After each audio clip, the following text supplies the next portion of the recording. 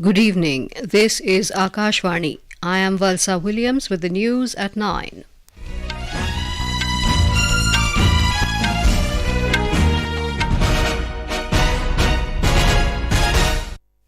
The headlines. Prime Minister Narendra Modi to embark on a 4-day visit to South Africa and Greece tomorrow. Chandrayaan-3 lander module Vikram establishes communication with Chandrayaan-2 orbiter. G20 Pandemic Fund approves $25 million grant for strengthening animal health system in India. Finance Minister Nirmala Sitharaman emphasizes the need for optimal utilization of government's resources. Supreme Court dismisses West Bengal government's plea against CBI probe into municipality recruitment scam. And BCCI announces Indian men's cricket team for Asia Cup 2023.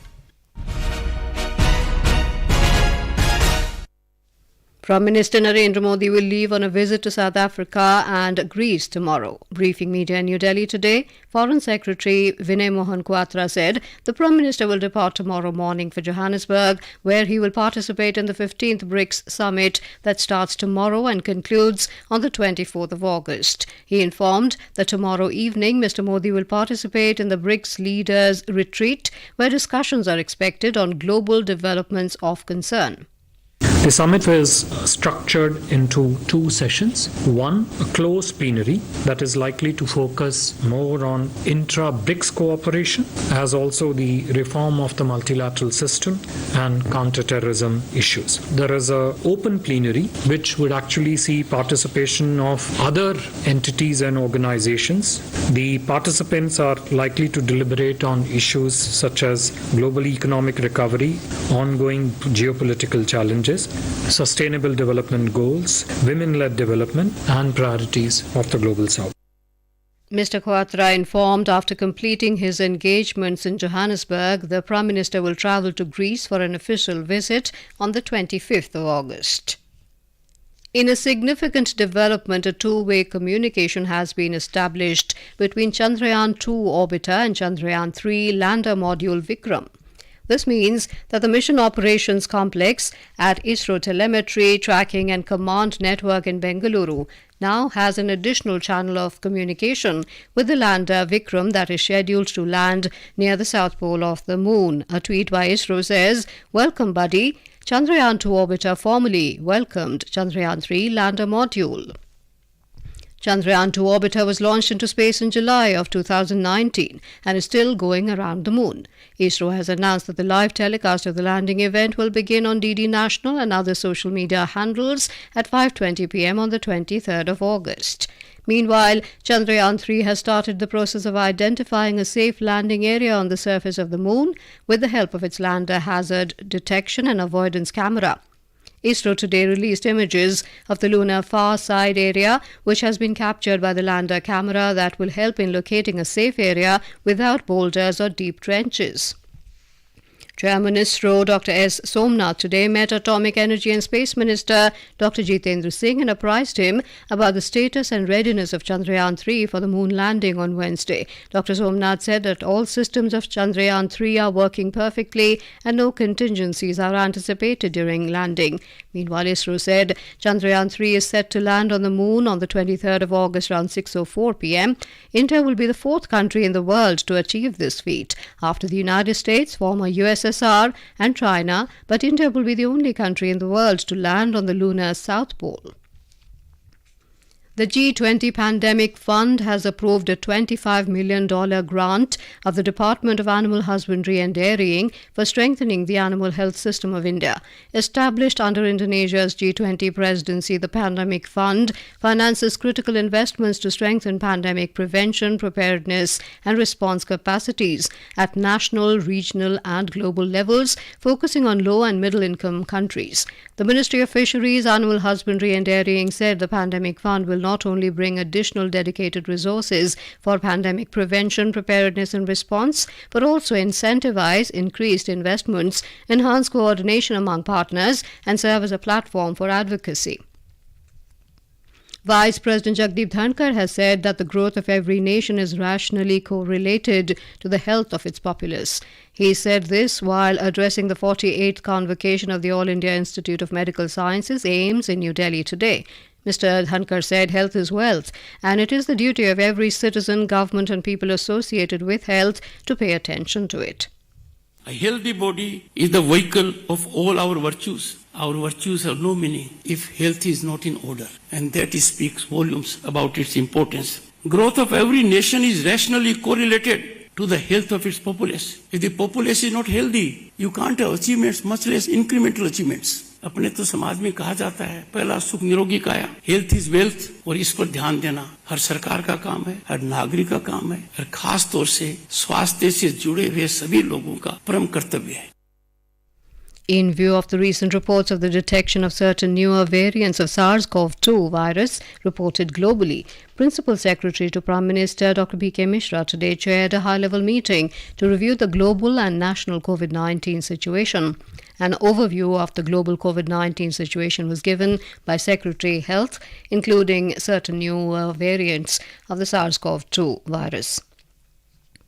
Union Home Minister Amit Shah has urged the people of Uttar Pradesh to help the BJP win all 80 seats in the 2024 Lok Sabha polls. He was addressing the gathering at an event organized to pay tribute to the former Chief Minister of Uttar Pradesh, Kalyan Singh, on his second death anniversary in Aligarh today. The Home Minister said Kalyan Singh started a fear-free and corruption-free governance in Uttar Pradesh. He said Narendra Modi's government is following Kalyan Singh's ideals by providing amenities such as home, food, water and electricity to crores of poor.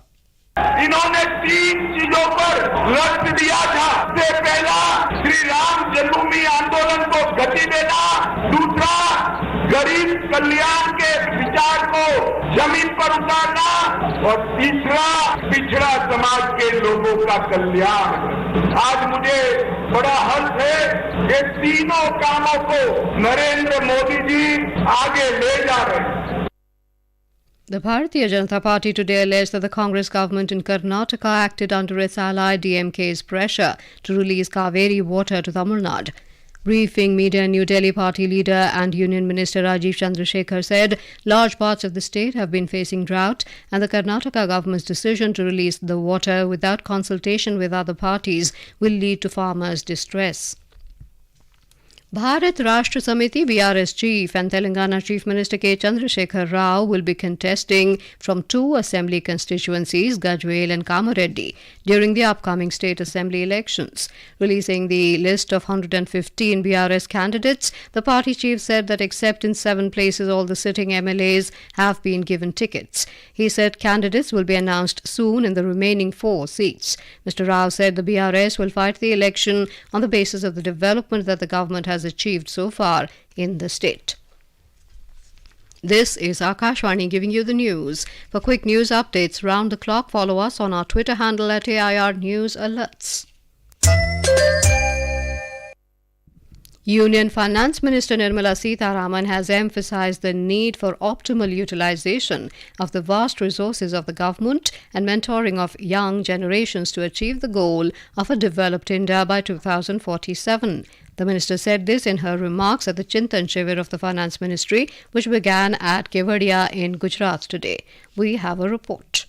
The discussions held today were focused on various aspects of capacity building in the areas of human resource, role of technology and software-enabled systems, intra- and inter-ministerial consultations, importance of training and mentoring young generations for building strong and resilient India by 2047. Apart from Finance Minister Nirmala Sitharaman, Minister of State for Finance Bhagwat Karad and Pankaj Chaudhary, nearly 100 representatives including secretaries and senior officers of various departments of Ministry of Finance and Ministry of Corporate Affairs are participating in the 2-day Shivir. Aparna Khund, Akashvani News, Ahmedabad. In Punjab, the water level is receding in some flood-affected districts, but normal life is still out of gear as the flood fury has rendered thousands of people homeless. A report.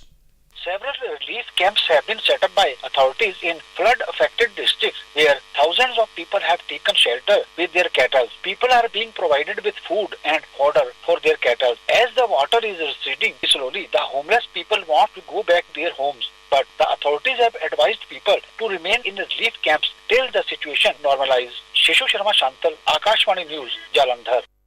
The Supreme Court today dismissed a plea filed by the West Bengal government challenging the Calcutta High Court order transferring the probe in the West Bengal municipality recruitment scam to the Central Bureau of Investigation (CBI). The three-member bench, headed by Chief Justice D.Y. Chandrachud, remarked that the municipality recruitment scam appeared to be linked to the teachers' recruitment scam, which is under investigation by the CBI and ED. The other members of the bench were Justice J.B. Pardiwala and Justice Manoj Mishra. The Apex Court also rejected the state government's plea for staying CBI and ED probe against TMC MP Abhishek Banerjee in the teachers' recruitment scam. President Draupadi Murmu has said that efficient management of water is the key to water security and economic growth. The officers of Central Water Engineering Services today called on President Murmu at Rashtrapati Bhavan. Speaking on the occasion, she said water is a fundamental need for life and water resources management has always been an important and challenging task for all generations.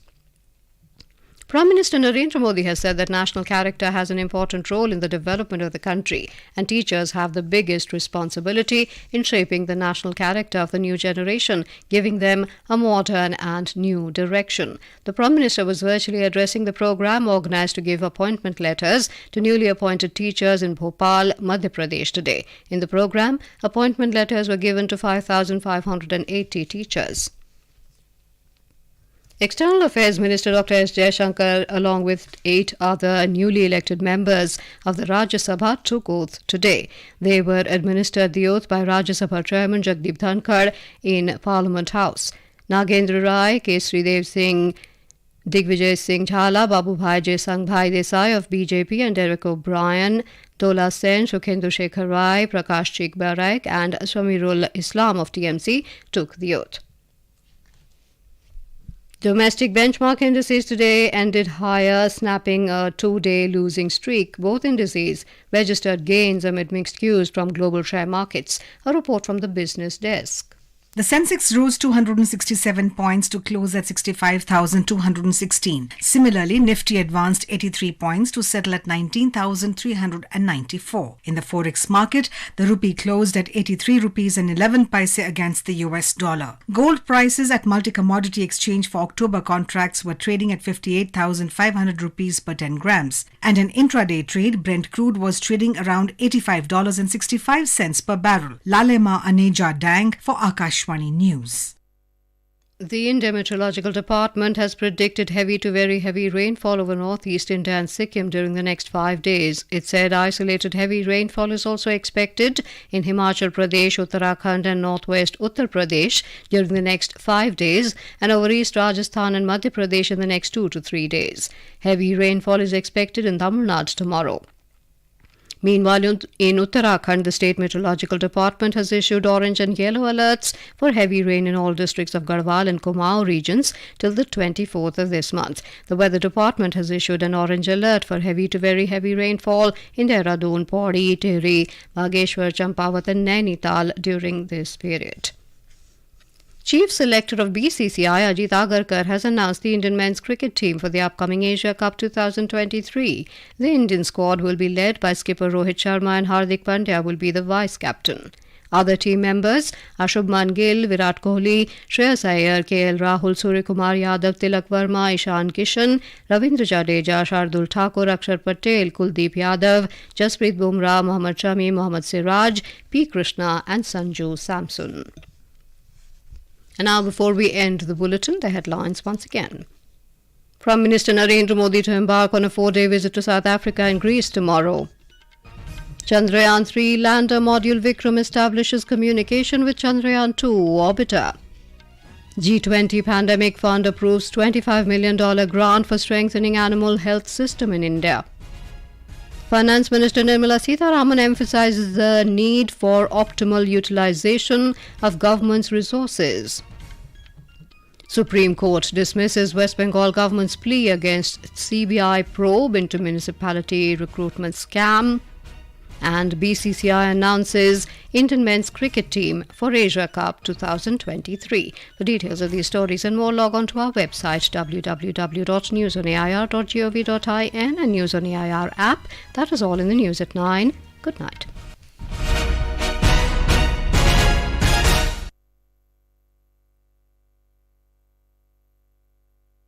This is Akashvani.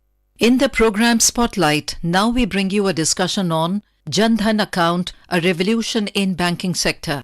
The participants are A.K. Bhattacharya, economic analyst, and Lalima Anecha Dank, anchor.